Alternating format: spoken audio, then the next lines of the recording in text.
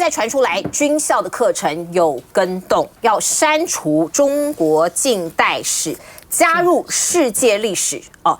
从世界历史来取代中国近代史，那我们看到呢，媒体就说这个是在去中吗？去除中国元素，要改造国军的思想吗？哦，现在要开始洗一波了吗？好，我们看到这个军方删掉中国史课，罗志强很生气哦，他说这是民进党在搞去中化。我们细看哦，这个会议是国防部的一个会议哦，就是召开军事院校的一个通识教育课程的增修研讨会，要求各军官学校通识教育删除中国近代史，改为世界历史，另外缩减国文含《孙子兵法》的学分哦，用来新设近代思想与人权与民主的发展。孙子兵法，你知道西方人都在念吗？都在念啊，美国我这个我蛮惊讶的，美国军方对，因为我接触到一些人告诉我们，他们来看这个孙子兵法，而且在研读，而且我们坊间哦，台湾坊间哦，有很多人在教孙子兵法，看你怎么在职场上应对你的老板跟你的同才，这个你要把它删掉吗？我们再看国防部说哦，这是检讨过时啦。英蝶公司过时啊哈，那如果台湾有事的话啊，这个入研究减轻制裁冲击，此话怎说？这个是来自于媒体的报道说啊，对岸北京哦，其实在俄乌战争爆发开始就已经着手在研究俄国它是怎么样被西方制裁，又如何来规避哦，所以有人就各式各样的解读，有人就想说你你看一下。是不是北京在为侵台做准备？所以他们在看西方到时候他入侵台湾，西方制裁他，我要怎么规避？可是也有人说想太多了哦，这只是他们在各种的模拟各种状况的时候做的一个演练。来，先请教这个凤馨姐。好，其实我今天看到这则新闻的时候，是觉得最值得好好拿出来好好讨论的。我们先讲程序好了，程序是国安会要求军方要先做这一系列的改革，而且不断施压。其实从去年踢到铁板，然后到今年再更进一步的施压，施压到什么程度呢？直接把各个军校叫到这个参谋本部来，然后呢告诉他们说，你们要报告整个的修改课程的这个进度。那国防部呢没有否认这个叫到军中叫到这个参谋本部的这件事情，他们只说，哎呀，我们有课程审查委员会。军校这样子一回答之后，我们才知道，原来各个军校其实是有课程审查委员会，而现在明显的是要跳过课程审查委员会，然后强硬加上这一些修正。这些修正当中啊，第一个就是中国现代史，然后要改成世界历史。坦白说呢，历史这件事情该不该读？它当然应该要读，尤其对于军队来说是应该读。对于黄埔军校而言，那是泛指啊，就所有的黄埔军队而言，他当然必须要去念建军史。这个军队是如何建立的？那这整个过程发生了哪些事情？那么他整个在建军的过程当中，他们曾经打过哪些战役？这一些战史、这些军史对他们来说都是重要的。请问一下，世界历史到底是什么？就是你那个世界历史当中，那么黄埔建军史到底还存在或不存在？这是黄埔军队的这个军格的所在。其实我觉得这个部分应该是要好好深究的。那第二个部分呢，是他把国文、英文，那国文里头包括《孙子兵法》，各削减2个学分，然后呢，去上什么课呢？上这一个人权与民主发展，还有近代思想。我称之为这个是新政战教育。就是我国文不要上，《孙子兵法》不要上，英文我也减少。那你不是要对美增加所有之间的彼此交流吗？你英文减少，请问一下，那个交流，你真的觉得说我们军队训练出来的人，军校训练出来的人，不需要英文好好的跟对外交流吗？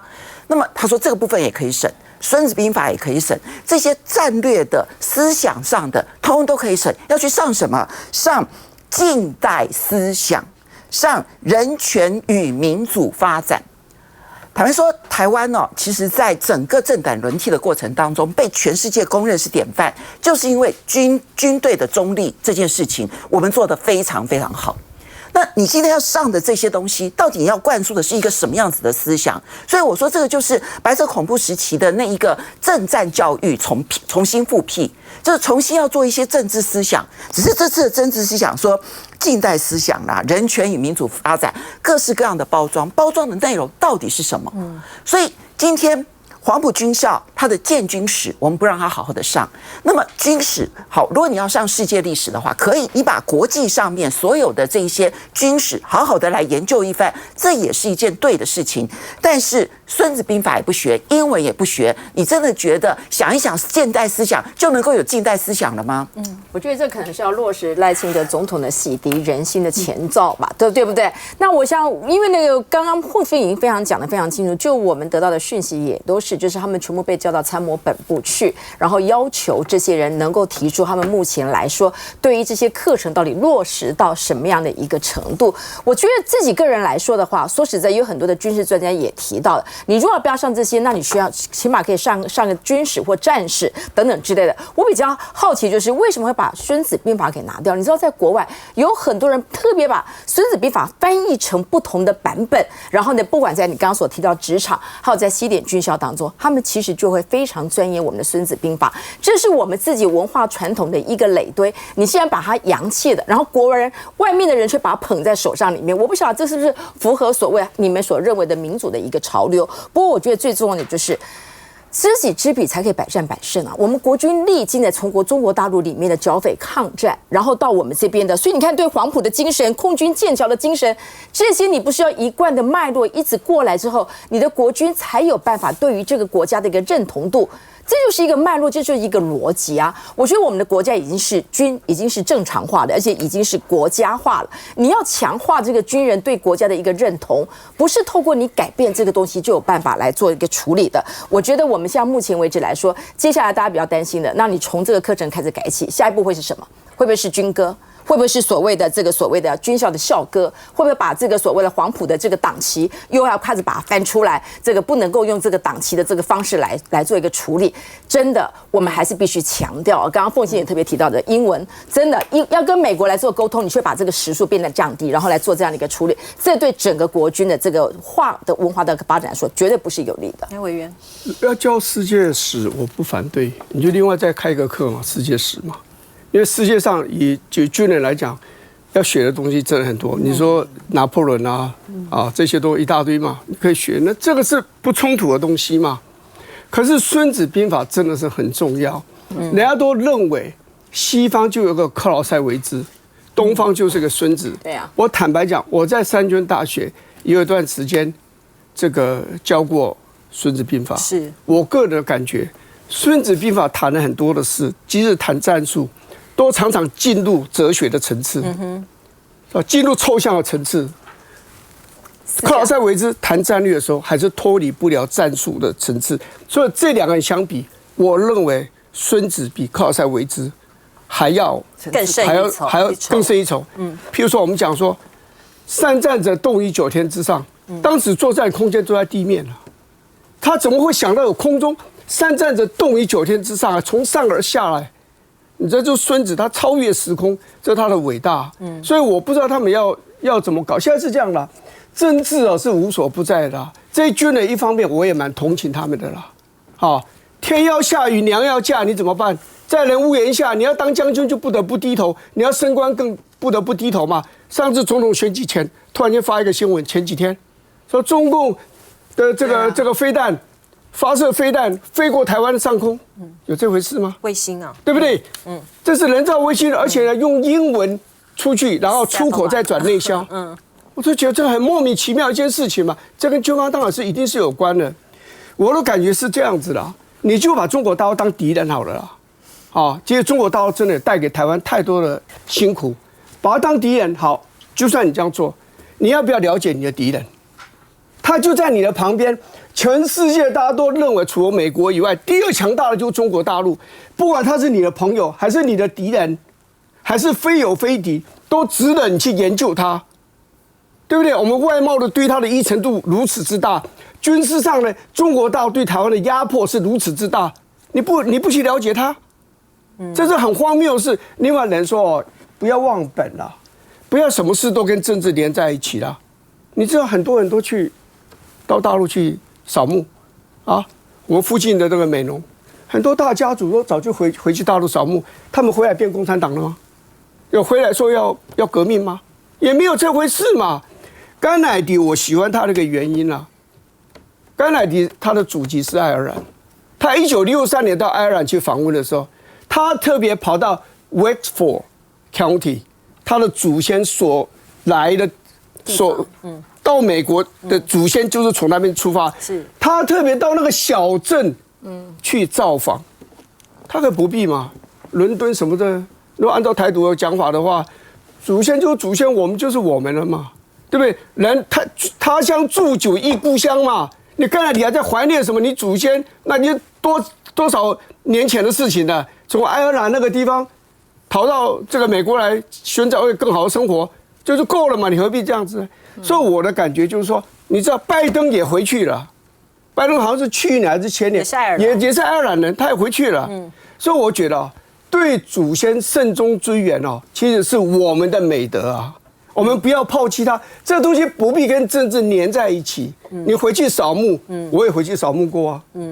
我怎么我变成共产党了吗？也没有嘛，我回去扫墓2次啊。我们家族人去扫墓的多得很啊，哪能每个都变共产党了？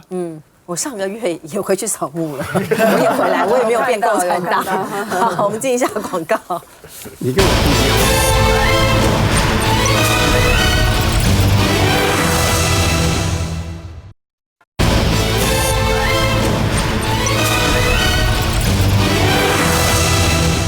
好，霸凌的事件现在在各个地方连环爆，就像是 Me Too 一样哦，好多人哦，这个各自的都到各个民意代表去投诉啊，接不完，不管从地方在中央都一样，你看接不完。那今天民众党开记者会控诉台湾某体育大学的一个系主任霸凌。而且哦，这个霸凌的手段细细来看，非常的匪夷所思，包括拿刀插课桌、呛虾。这不是黑道吗？怎么回事？你是老师哎！学生发抖控诉哦。我们先来看看这一位出席记者会的学生哦，吴姓同学，他戴帽子戴口罩，他已经离开学校了，讲起话来还在发抖哎。那场记者会里头，他一边讲一边发抖。我们先来看看他说什么哦。他说：“我是在2021年担任该主任的研究生。1周有6天的时间，早上9点开会，等待上课，一路到晚上10点到12点。”还要处理系主任交办的事务，每次开会都要担心主任会不会突然爆炸，可能会有个什么样原因他又生气了。我随时手机要开机，因为系主任半夜交办临时想到的东西没有接的话，主任会说：“老师都没有睡觉了，你学生睡什么睡？”好，还要去处理主任家里的事情，做家务啊，去浇花，帮他做家务我本身是射箭选手，比赛的时候说请假，我没有办法开会。老师，我今天要比赛，我没有办法去开会。可是老师说，你手机给我打开，视讯线上开会。还有哦，这个跟这个金钱有关，这个涉及贪赌哦。他说，所有同学入社，他们有成立一个社团，因为他们这个学系是有一个健康防护的，就是这些体大生的学生是可以去，比如说运动伤害，去当防护员。老师说，你来这个社团，可是你要签合约。有时候外界比如说有一些 case， 你可以到府去服务，或是到哪边去帮人家做运动防护跟伤害，人家会给你钱嘛，有报酬这个运动防护的工作收入都要上缴到社团保管，每一个人最多只能领60%，而且有时候你表现不好，你这个60%都不能拿只能领60%或者是更少，所以常年下来已经达到100多万了，钱到底哪里去了？老师可以这样子吗？来看看，地理霸凌老师啊，你都怕我，是你们的欺压老师。高分被彪骂，扮演吹哨者的吴同学听到这声音，不断抠手，瑟瑟发抖。之所以勇敢站出来，就是不希望国立台湾体育大学更多学弟妹受到这位系主任霸凌对待。可不可以集体来霸凌我1个2个人，是不是？试试看我敢不敢把防护组都废掉？我们在外面出的任何的防护任务的费用都需要交由社团保管，那我们最后只能领到60%，那60%还得取决于老师觉得你个人的表现怎么样。这位被指控的系主任也是运动治疗研习社指导老师，不但言语暴力威胁要解散社团，让学生取得防护员证照之路受阻碍，甚至社员要签合约，防护工作收入都要上缴社费由他保管。更扯的是，助理要请假打疫苗也不被准假。没有，我要说完成了才要离开。可是我真的要去打疫苗，而且您真的没有提前讲。从大学到教育部，你们不是帮凶，谁是帮凶？事实上，学生早就向教育部投诉，没想到回函要他们向学校反映，但学校不但公开投诉学生姓名给加害者，最后还以霸凌条件都存在但不完全符合为由，认定不构成霸凌。教育部不可能有法规授权学校可以定这种决定，我想这个是可能会涉及到是不是有违法的问题。教育部要面对的霸凌事件，还有国民级学前教育署，因为有国教署基层向立委陈情，多位长官长期不公平对待同仁却是连上厕所、出差都要管，公文整批退回来。对于国教署基层的指控，教育部暂无回应。霸凌事件从公部门到大专院校持续延烧。你看到这位同学瑟瑟发抖，他已经毕业了，所以他才敢站出来。其实还有很多同学去投诉到教育部有用吗？没用哎，教育部拿给学校，交给学校自己去处理。学校做的调查报告是说目的良善，又来了目的良善哎。这个案子非常严重哦，我们后来就是整个调查这个结果，差不多至少有将近10个人，有学生有助教，都印证说有这个事情，所以我们才开了今天的记者会。刚刚大家听到2段的这录音档，这是这个勇敢挺身而出这个吴同学，他早上到我们记者会要开这个现场之前，然后讲他自己都还有点担心，你就知道我们国内连对那种吹哨者要愿意站出来的人，那种保护是多么的缺乏的。那记者会的过程，你们在那个录音档在播的时候，你看他一直在扣那个手，还是紧张的。讲话的时候声音还是有一点发抖，因为他讲了一个非常重要的。他说他听到那个声音，他还是想到以前那个梦魇。然后他们在那个过程里面，就是那两段那个录音档，大家听了，他是随时哦，这个系主任是随时他会发怒的，就他每次去开会，随时都要忍受他那种爆炸性的那种性格。那严重的，他们来检举的时候，我到现在印象深刻。他说啊，有一次，就是谈了谈，这个系主任就突然从腰间就那个刀子就拿起来，就把那个刀子就插在那个桌椅上面了，就是黑道下怎么会突然这样子？那讲话突然都一直在发脾气。那他被他霸凌的不是只有学生哦，连他的助教，连助教说要去打疫苗，这个都被霸凌。这学校学生被他霸凌到什么样子？他们这个运动治疗研究社。你如果不去参加的话，你就没有取得这个见习跟实习资格。他怎么威胁他们？他说那我们就把他解散了，你就没办法，连毕业都没办法毕业哦。所以为什么今天是吴同学呢？吴同学是已经毕业，他才敢站出来。那这个事情是因为这段时间这个劳动部这个事情爆开之后，这个霸凌事件之后，以后春笋，那这个是其中的一个案子。可是我们非常遗憾，我们在追这个案子的时候，发现有非常离谱的。这个他们一开始先去找的这个教育部嘛，教育部做了什么事情大家知道吗？教育部好像是那个接线生一样，接到之后，他把它转到学校去，学校更离谱，学校转给谁？转给这个霸凌的老师，叫他去调查，还叫他去回复。更离谱的，他出了一份调查报告，我念给大家听。这份调查报告里面写什么？他符合4项霸凌的这个要件，包括什么？故意行为，还有使他人产生什么畏惧啦、身心痛苦啦、财产损失啦，或者影响正常学习的活动。他说4个要件都构成了，可他后面补一句话，不完全符合，所以霸凌不存在。另外，这里好，国立大学。国立的体育大学的结果，你看他已经认为是有4项霸凌条件，就后来的结论竟然是这样子。更严重的，我觉得是教育部，给我们请师长到现场来，我就直接问他了，你怎么变成一个接线生？我问他的时候，后来他做一个报告，就我发现有几个，我问他说，你至少去查清楚吧。当初如果说已经要件成立的，是谁去推翻这个？第一个，他们也没有这个；第二个，到底是谁转的？他们都没有调查。第3个更严重哦，大家知道吗？他们有人去检举跟教育部今年4月份的事情，报告什么出来？大家晓不晓得？上个月，我当场念给大家听，我说你4、5、6、7、8、9，你调查了将近半年呢。你看劳动部虽然很荒腔走板，对不对？他也大概1、2个礼拜可能就调查完了。所以我今天很明确的要求他说，你回去你回去要求没有，你回去就你的办法就要定了。是，你以后不能再搞这么久。你如果说1、2个月你调查出来，对不对？这个事情早就解决了，怎么拖到今天呢？来，永平姐，是这个事情哦，我认为非常的严重，而且后续不可以轻忽。主要的原因是因为大家今天看到这个吴姓前学生了，他已经毕业了，他瑟瑟发抖，对不对？可是大家必须要了解啊，第一个呢，体育界是一个蛮封闭的圈子。然后体大生呢，他虽然他们之前曾经是运动员，他不是射箭选手吗？好，那不管说他的路走到哪里，可是呢，运动员的生命都很短暂，所以他为了他的长期的事业来讲呢，他一定要有一个特殊的专长，而这个特殊的专长就是现在呢，大家很多开发的啊，那大家很多也慢慢有这个观念呢，就是他去当防护员啊，等于去协助其他的体育运动选手呢放松。像我们就知道说，像他们这种大学的社团呢，他们会去帮那个高中不是也有篮球赛吗？有什么他们去帮高中的球队处理，那一些部分呢，都是有编列一些少数的预算的。好。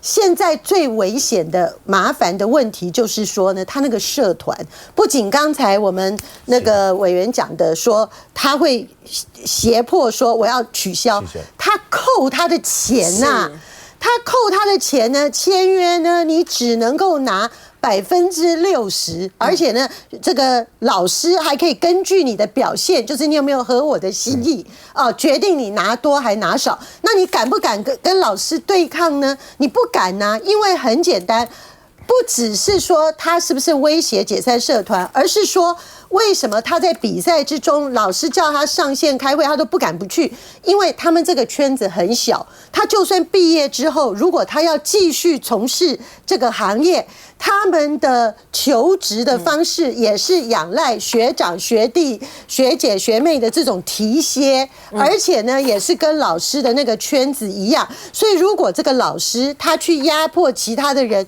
对他进行封杀的话，他连毕业都没有办法得到好的未来嘛。所以我认为说，像这个部分，尤其这个社团，尤其已经涉及钱，尤其他的指控已经这么清楚，对，可不可以拜托立法委员再进的部分去司法体系告发他，让检调介入调查这个事情，我觉得才有可能惩治这种恶施。对，我觉得我很快补充一件事情就好，因为自己身为学务长，这件事情常常遇到非常的多次。教育部当然应该谴责，因为他没有帮学生带个 backup， 而且调查时间这么晚。但是我必须要说，真的很需要被检讨，就是我们学校对于霸凌委员会还是性平委员会，你所成立的这些老师，在面对这些事实的时候，都是你的同僚，都是你学校的同等的老师。在这个时候，他们做什么样的判断，有没有会因为彼此之间的关系是不错的，所以以至于你刚刚已经符合的4大条件当中，他觉得利益良善。教育部是承接学校开会的结果，而学校的如果说特别在体大是一个很封闭的近亲繁衍，我必须要常常这样去讲。很多时候老师做出的决议送给教育部，教育部有那么多不同的一个系统，他是应该在这个过程当中了解很多大学里面的文化，很多教师的文化当中，他应该做更迫切、更立即性的处置。否则，你如果让大学里面有很多老师组成这个调查委员会，如果彼此之间都是非常接近的，不是综合大学，而是一般的艺术学校或是体育院校，都是自己同一个系统，你会做出这样的决议，我告诉你，真的是非常有可能。那这个时候的祸首应该是谁？我觉得这才是一个重点。哇，这个阳光都没有照进去这个学校里面哦，真的我们要离进步国家还非常远，这个地方真的还需要再加强。来，我们进一下广告。